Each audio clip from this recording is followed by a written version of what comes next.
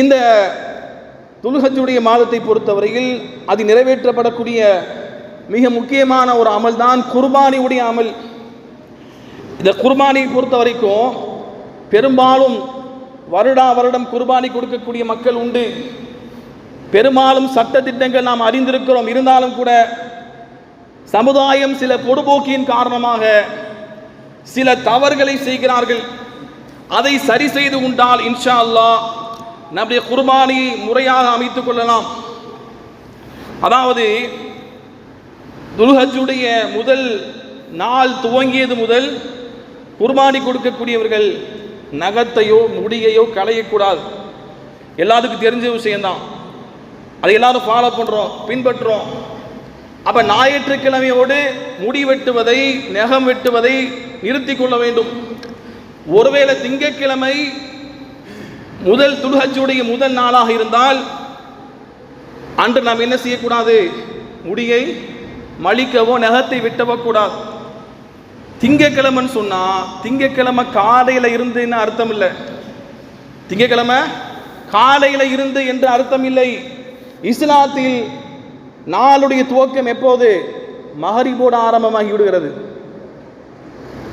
அப்ப ஞாயிற்றுக்கிழமை மகரிபுக்கு முன்னால் சூரியன் ஞாயிற்றுக்கிழமை 29வது பிறை என்றால் அநேகமாக 29 ஞாயிற்றுக்கிழமை என்று கருதுகிறேன். ஞாயிற்றுக்கிழமை 29வது பிறையாக இருந்தால் சூரியன் மறைவதற்கு முன்னால் நகமுடி களைவதை நிறுத்தி கொள்ள வேண்டும். பகல்ல இருந்து கணக்கு வைக்க கூடாது.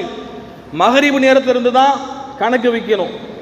இஸ்லாத்தில் நாளுடைய துவக்கம் மகரிபு முதல் துவங்குகிறது. இதுதான் சஹாபாக்கள், இமாம்கள் என எல்லோருமே பின்பற்றிய அமல். எனவே மகரிபு ஞாயிற்றுக்கிழமை 29வது நாளாக இருந்தால் மகரிபுடைய தொழுகைக்கு முன்னால் இருந்து நகமுடி களைவதை நிறுத்தி கொள்ள வேண்டும். அதே போல குர்பானி கொடுக்கக்கூடியதை பொறுத்தவரையில் குர்பானி பிராணியை பொறுத்தவரையில் 3 பிராணிகள் மட்டும்தான் குர்பானி கொடுக்கக்கூடியதாக இருக்கிறது. ஒட்டகம், 2வது மாடு, 3வது ஆடு. இந்த அடிப்படையில் தான் நாம் குர்பானி கொடுக்க வேண்டும். மாடாக இருந்தால் சாதாரண மாடு அல்லது எருமை மாடு கொடுக்கலாம். ஆடாக இருந்தால் வெள்ளாடு, செம்பரி ஆடு கொடுக்கலாம். ஆனால் வயசு வித்தியாசப்படும். ஒட்டகமாக இருந்தால் 5 வயது முடிவடைந்து 6வது வயதில் நடை போட்டு கொண்டிருக்க வேண்டும். 5 வயது முழுமையடைந்திருக்க வேண்டும். 5 வயதுக்குள்ளாக கொடுத்தால் கூடாது. ரசூலுல்லாஹ் சொன்னாங்க, ஒவ்வொரு பிராணிக்கும் குறிப்பிட்ட வயது உண்டு என்று சொன்னார்கள். எல்லா அறிஞர் பெருமக்களும் சொல்லக்கூடிய அளவு என்ன? ஒட்டகமாக இருந்தால் 5 வயது முடிந்து 6வது வயது நடந்து கொண்டிருக்க வேண்டும். 4.5 வயதில் கொடுத்தா கூடாது. 4.25 வயதில் கொடுத்தா கூடாது. எனவே வயசை சரியாக கவனிக்கணும். 2வது மாடாக இருந்தால் சாதாரண மாடு, எருமை மாடு எல்லாத்துக்கும் ஒரே வயசு. 2 வயசு பூர்த்தியாகி 3வது வயதில் இருக்க வேண்டும். 2 வயசு முடிஞ்சு 3வது வயது நடந்து கொண்டிருக்க வேண்டும்.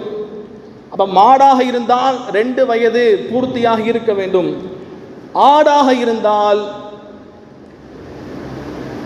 சாதாரண ஆடாக இருந்தால் 1 வயது, வெள்ளாடுன்னு சொல்லுவாங்களா இல்லையா, செம்பரி ஆடு அல்லாத ஏனைய ஆடுகள், அந்த வெள்ளாட்டுக்கு 1 வயசு முடிஞ்சு 2வது வயசு நடந்து கொண்டிருக்கணும். செம்பரி ஆடாக இருந்தால் 6 மாதம் முடிந்து 7வது மாதத்தில் இருக்க வேண்டும். அப்ப இந்த வயசை நம்ம முக்கியமாக கவனிக்க வேண்டும். அதே போல அந்த பிராணி எப்படி இருக்கணும்?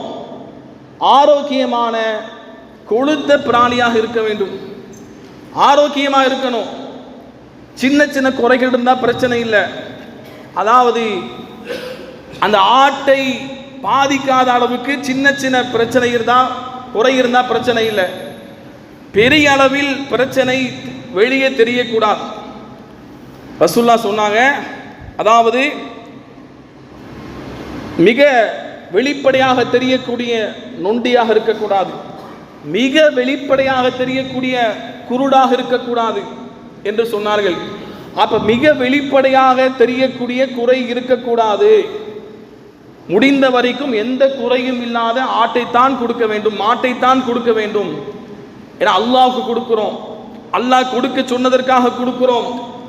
எனவே குர்பானி பிராணி எந்த குறையும் இல்லாமல், நோய் இல்லாமல் ஆரோக்கியமானதாக இருக்க வேண்டும். அதே போல கூட்டு குடும்பமாக இருக்கிறாங்க அப்படின்னு சொன்னா, இந்த கூட்டு குடும்பமாக இருக்கக்கூடியதை பொறுத்த வரைக்கும் அறிஞர் பெருமக்கள் சொல்லும் பொழுது, அதாவது கானு ஃபீ நஃபகதிஹி வ அஹ்லி பைத்தி, ஒரே கூட்டு குடும்பமாக இருக்கிறாங்க. கூட்டு குடும்பம்னா என்ன? தாய் தந்தை 2 பிள்ளைகள், இந்த எல்லாருமே ஒரே செலவினத்தின் கீழ் இருக்கிறார்கள். எல்லோரும் ஷேர் பண்றாங்க. குடும்பத்திற்கான மாதாந்திர செலவை எல்லோரும் பகிர்ந்து கொண்டு ஒரே கூட்டு குடும்பமா இருக்கிறாங்க, ஒரே ஆக்கி சாப்பிடுறாங்க. வீட்டினுடைய செலவுகளில் அனைவரும் சேர்ந்து, தகப்பன் சம்பாதிக்கிறார், 2 பிள்ளைகள் சம்பாதிக்கிறார்கள், எல்லோரும் சேர்ந்து ஒரே செலவினத்தின் கீழ் கூட்டாக இருந்தா கூட்டு குடும்பம். ஒரே காம்பவுண்டுக்குள்ள இருக்கிறாங்க, பெரிய வீடு, ஒன்னா தான் இருக்கிறாங்க, ஆனா செலவினம் தனித்தனியா இருக்குன்னா அவங்க கூட்டு குடும்பமாக கருதப்பட மாட்டார்கள். நல்லா கவனிக்கணும். எல்லோரும் சேர்ந்து அந்த குடும்பத்தினுடைய செலவினத்தை பகிர்ந்து கொண்டு இருந்தால் மட்டும்தான் கூட்டு குடும்பமாக கருத்தில் கொள்ளப்படும். தனித்தனியா செலவினத்தை பார்த்துக்கிறாங்கன்னா அவங்க தனித்தனி குடும்பமாகத்தான் கருதப்படுவாங்க. ஒரே வீட்டில் இருந்தாலும் சரியே, சில பேர் இருப்பாங்க தாய் தகமட்ட பேச மாட்டாங்க, அவங்க தனியா செலவை பார்த்துக்கிடுவாங்க, இவங்க தனியா செலவை பார்த்துக்கிடுவாங்க. இப்படி இருக்கக்கூடாது. எல்லா செலவினத்தையும் எல்லோரும் சேர்ந்து பகிர்ந்து கொண்டால் மட்டும்தான் கூட்டு குடும்பமாக கருதப்படும். இல்லைன்னு சொன்னா தனித்தனியாக அவர்கள் செலவு செய்தால் ஒவ்வொரு குடும்பத்துக்கும் தனித்தனியாகத்தான் குர்பானி கொடுக்கணும். கூட்டு குடும்பமா இருக்கணும் சொன்ன அடிப்படையில் இருந்தால் அந்த அனைத்து கூட்டு குடும்பத்திற்கும் ஒரு ஆடு போதுமானது. எத்தனை பேர் இருந்தாலும் பரவாயில்லை, ஆனா சொன்னது மாதிரி ஒரே செலவினத்தின் அடிப்படையில் எல்லோரும் இருக்க வேண்டும். அப்ப ரசூலுல்லாஹ்வுடைய காலத்தில் பார்க்கிறோம், அதாவது ரசூலுல்லாஹ்வுடைய காலத்தில் சஹாபாக்கள் சொல்றாங்க, கான ரஜுலு யுலஹி பிஷாத்தின் அன்ஹு அன் அஹ்லி பைத்திஹி. ரசூலுல்லாஹ்வுடைய காலத்தில் ஒரு நபர் தனியாக ஒரு ஆட்டை தன் சார்பாகவும் தன் குடும்பத்தார்கள் அனைவரும் சார்பாகவும் கொடுத்தார் என்று நம்ம பார்க்கிறோம். எனவே கூட்டு குடும்பமாக இருந்தால் அந்த ஒரு குடும்பத்தில் எத்தனை பேர் இருந்தாலும் பரவாயில்லை, ஒரு ஆடு கொடுத்தா போதுமானது. அதற்கு மேலே கொடுத்தாலும் அனுமதி இருக்கிறது, ஆனால் ஒரு ஆடு கட்டாயமாக கொடுக்கணும். அதே போல யாருக்கு இது கட்டாயம்னு சொன்னா ஃபர்லு மாதிரி கிடையாது, வலியுறுத்தப்பட்ட சுன்னத்து. பெரும்பான்மை உலமாக்கள் சொல்றாங்க இது வலியுறுத்தப்பட்ட சுன்னத் என்று சொல்கிறார்கள். எனவே யாருக்கு பெருநாள் அன்று செலவினங்கள் போக வசதி இருக்கிறதோ அவர் கொடுக்கணும். இதை எப்படி நம்ம கொடுக்கணும்னு சொன்னா, இப்போ ஒரு நபருக்கு ஒரு ஒட்டகத்தையே வாங்கி கொடுக்கக்கூடிய அளவிற்கு வசதி இருக்குது, பிரச்சனை இல்லைன்னு சொன்னா முழுசா ஒட்டகத்தை வாங்கி கொடுக்கலாம். இல்லை ஒட்டகம் கிடைக்காது, முழுசா என்னால ஒரு மாட்டையே குர்பானி கொடுக்க முடியும்னா தனியாக ஒரு மாட்டை கொடுப்பதான் சிறந்தது. இல்லை எனக்கு தனியாக ஒரு ஆட்டை குர்பானி கொடுக்க முடியும் சொன்னா தனியாக ஒரு ஆட்டை கொடுப்பது சிறந்தது. கூட்டு சேர்ந்து கொடுப்பதை விட தனியாக கொடுக்க வசதி இருந்தால் தனியாகத்தான் கொடுக்கணும். தனியாக ஒரு நபருக்கு ஆட்டை வாங்கி கொடுக்க முடியும், தனியாக ஒரு நபருக்கு மாட்டை வாங்கி கொடுக்க முடியும் என்றால் அவர் அதைத்தான் செய்யணும், அதான் சிறந்தது.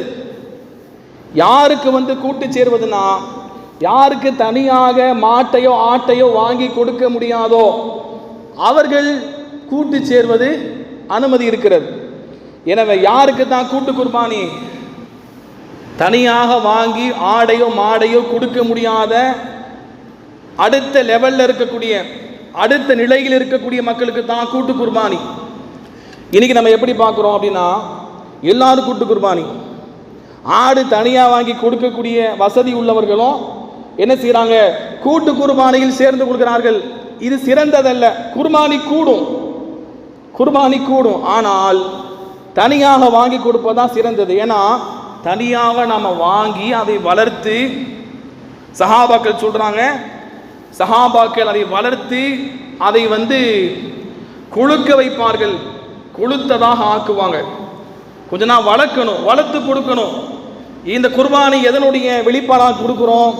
இப்ராஹிம் அலைஹிஸ்ஸலாம் தன்னுடைய குழந்தையை அறுப்பதற்காக அல்லாஹ் சோதிச்சு, அவர் குழந்தையை அறுப்பதற்காக சென்று அறுக்க போயிட்டாங்க. அல்லாஹ் என்ன பண்ணா? அவருடைய தியாகத்தை போற்றி அந்த தியாகத்தின் வெளிப்பாடாகத்தான் குர்பானி கொடுக்கிறோம். அப்ப தியாகம் வேண்டும்.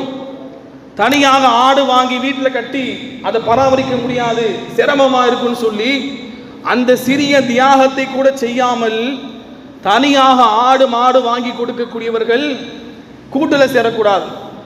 சிறந்தது என்ன? தனியாக வாங்கி வளர்த்து கொஞ்சம் பாசத்தை ஊட்டி பாசமாக வளர்த்து குட்டியிலிருந்து வாங்கி வளர்க்கணும். இந்த பழக்கம் மாறி வருகிறது. எனவே குட்டியிலிருந்து வாங்கி வளர்த்து பாசத்தோடு அறுக்கும் பொழுது தான் அங்கே தியாக மனப்பான்மை வெளிப்படும். இப்ராஹிம் அலைஹிஸ்ஸலாம் குழந்தையை அறுக்க துணிந்தார்கள். இன்றைக்கு நம்மால் ஒரு பிராணியை வாங்கி கொஞ்ச நாட்கள் வளர்த்து அந்த தியாகத்தை கூட செய்ய முடியலன்னு சொன்னா, அப்ப அல்லாஹ்வுக்காக நம்ம என்ன தியாகம் செய்ய போறோம்? அப்ப தனியாக கொடுக்க முடியுமானவர்கள் தனியாக கொடுக்கலாம். இரண்டாவது, கூட்டு குர்பானியை பொறுத்த வரைக்கும் ஒட்டகமாக இருந்தால் 10 பேர் வரைக்கும் கூட்டு சேரலாம். மாடாக இருந்தால் 7 பேர் மட்டும்தான் கூட்டு சேரணும். ஆட்டில் கூட்டு கிடையாது, ஆடு தனியாக தான் கொடுக்கணும். ஒட்டகமாக இருந்தால் 10 பேர் வரைக்கும் கூட்டு சேரலாம். மாடாக இருந்தால் 7 பேர் மட்டும்தான் கூட்டு சேர வேண்டும். இந்த கூட்டு குர்பானியை பொறுத்த வரைக்கும் இன்னைக்கு என்ன செய்கிறாங்கன்னா, பெரிய அளவில் வியாபாரமாக்கிட்டாங்க. அல்லாஹ் பாதுகாக்கணும். 50,000 வாங்குறாங்கன்னா 40,000க்கு தான் மாடு வாங்குவாங்க. ஒவ்வொரு மாட்டிலையும் 10,000 எடுத்துக்கிடுவாங்க. எப்படி இல்லை, நீங்கள் அலைஞ்சு திரிஞ்சு மாடு வாங்குறீங்கன்னா அதுக்கு ஒரு கூலி நிர்ணயிங்க.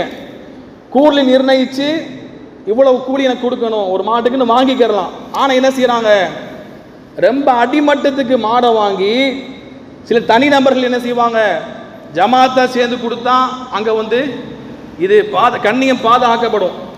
தனிநபர்கள் என்ன பண்ணுறாங்கன்னா வியாபாரமாக்கி விட்டார்கள். அல்லாஹ்வை பயந்து கொள்ள வேண்டும். இது மார்க்கம் சம்பந்தமான அமல். என்ன செய்கிறாங்கன்னா, இந்த மக்கள் என்ன செய்கிறாங்கன்னா, காசை கொடுத்துட்டு கறி வருதோ வரலையோ கொடுத்து முடிச்சிருங்க அப்படின்னு கடமையை நிறைவேற்றுறாங்க. பேருக்கு காசு யார்கிட்ட கொடுத்தோம், யார் மாடு வாங்கினாங்க, என்ன மாடை வாங்கினாங்க, நமக்குரிய பங்கு முறையாக அறுக்கப்பட்டதா, நம்ம 7 பேர் சேர்ந்தோம்னா 7 பேருக்குரிய பங்கு முறையாக பங்கு வைக்கப்பட்டதா, எதுலையுமே கலந்துக்கிறது கிடையாது. என்ன செய்வாங்க, பேருக்கு காசை மட்டும் கொடுத்துட்டு ஒதுங்கிக்கிடுவார்கள். அப்படி செய்யக்கூடாது. சஹாபாக்கள் சொன்னாங்க, நாங்கள் எல்லோரும் சேர்ந்து தான் 7 பேர்னா 7 பேர் சேர்ந்து ஒரு மாட்டை வாங்கி கொடுத்தோம், 10 பேர் சேர்ந்து ஒரு ஒட்டகத்தை வாங்கி கொடுத்தோம்னு சொல்றாங்க. யார் அந்த ஒட்டகத்தை வாங்கி அறுத்தது? அந்த 7 பேர் தான், அந்த 10 பேர் தான். அடுத்தவங்ககிட்ட கொடுக்கல. அப்ப என்ன செய்யணும், முடிந்த வரைக்கும் நாமும் மாடு வாங்க போகும்போது கூடையே போகணும். அல்லது மாடு வாங்கிட்டு வந்த பின்னால ஏன் மாடு என்னன்னு பார்க்கணும். தினமும் அந்த இடத்துக்கு போய் உங்க மாட்டுக்கு நீங்க தீவனத்தை போடுங்க. வீட்டில் கட்டி வைக்க முடியாதா, அங்கேயாச்சும் என்ன செய்யணும், சென்று தினமும் அந்த 7 நபர்கள் அவர்களுக்குரிய மாட்டை அவர்கள் பராமரிக்கணும். இந்த கூட்டு குர்பானி ஒரு உதவி தான் செய்யறாங்க. மாடு வாங்கி கொண்டு சேர்க்கிறாங்க. எல்லாமே அவங்க பார்க்கணும்னு நினைக்க கூடாது.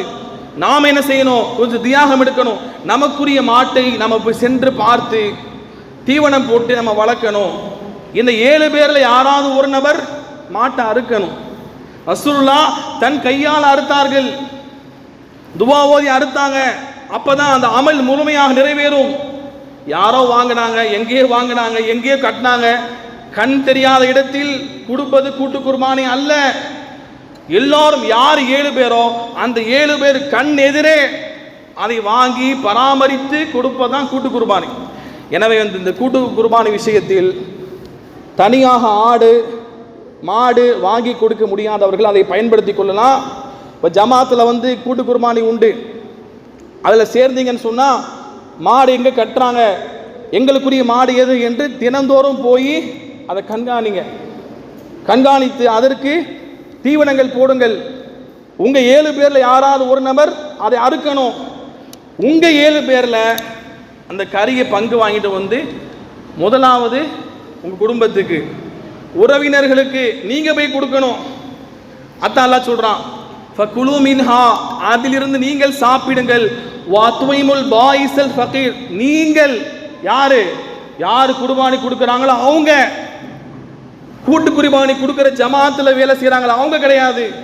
யாரு குர்பானி கொடுக்குறாங்களோ அவங்கள பார்த்து அல்லாஹ் சொல்கிறான், நீங்களும் சாப்பிடுங்க, நீங்கள்னா குடும்பத்தார் எல்லாத்துக்கும் கொடுக்கலாம். இரண்டாவதாக வத்வைமுல் பாயிஸல் ஃபகீர், ஏழைகளுக்கு உண்ண கொடுங்கள் என்று அல்லாஹ் சொல்கிறான். அப்போ நாம என்ன செய்யணும், எல்லாத்தையும் கொடுக்கணும். அப்போ தான் முழுமையான நன்மை கிடைக்கும். இல்லைன்னு சொன்னால் குர்பானி நிறைவேறும், முழுமையான நன்மை கிடைக்குமான்னு தெரியாது. அப்படிதானா?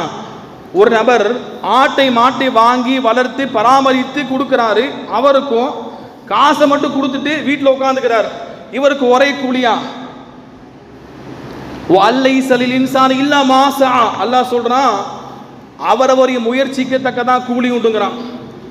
அப்ப முழுமையான குர்பானியின் கூலி வேண்டும் என்றால் நமக்கு எந்த மாடு வாங்கப்படுகிறது, அந்த மாட்டை நாம பராமரித்து வளர்த்து நாம அறுத்து நாம கண் எதிரே பங்கு வைத்து நம்ம கொடுக்கணும். அதே போல கூட்டு குர்பானி கொடுக்கக்கூடியவங்க எல்லாத்துக்கும் இப்போ உதாரணமா 5000 போடுறாங்கன்னா அந்த 45,000 வரது வச்சுக்கோங்களேன். ஒரு மாடு அதுக்கு குறைவாக வரலாம், கூடையும் வரலாம். குறைவாக வந்தால் அறுப்பு கூலி போக மீதம் காசை கொடுத்துடணும், அந்த 7 பேருக்கு பங்கு வச்சு கொடுத்துடணும். அதிகமாக வந்தால் அவங்கள்ட்ட காசு கேட்கணும். அதிகமாக வந்தால் எல்லா மாடும் ஒரே டேட்டில் இருக்காது, 40,000 வரும், 50,000 வரும், கூடையும் வரும். அப்போ எவ்வளோ நம்ம போடுறோமோ அதுக்கு குறைவாக இருக்குன்னா அந்த கூலி போக மாட்டு வாங்கிட்டு தியாகம் செய்கிறோம், அதுக்காக உழைக்கிறோம், இவ்வளவு கூலி எடுத்துக்கிறோம்னு சொல்லிட்டு தான் எடுத்துட்டு அதிகமாக மிச்சம் இருந்தால் அதை கொடுத்துடணும். இல்லை அதிகமாக செலவாகுது, இந்த மாடு ரேட்டு கூடனா அந்த 7 பேர்கள்ட்ட எவ்வளவு கூட வருதோ அதை எல்லாரும் பங்கு வச்சு கரெக்டாக அந்த கூட வரக்கூடிய காசை கொடுக்கணும். அப்போ கூட வந்தால் கூட வாங்கிக்கிறணும், குறைவாக வந்தால் செலவினங்கள் போக அறுப்பு கூலி போக நமக்கு கிடைக்கக்கூடிய அந்த கூலி போக மீதம் உள்ளதை நாம் கொடுத்து விட வேண்டும். அப்போ இதை கவனத்தில் வைத்து நாம் செயல்பட வேண்டும். எனவே குர்பானி கொடுக்கக்கூடிய கூட்டு குர்பானி கொடுக்கக்கூடிய நபர்களும் அதே போல அந்த கூட்டு குர்பானியை நடத்தி வைக்கக்கூடிய நபர்களும் இது அல்லாஹ்வை பயந்து செயல்பட வேண்டும்.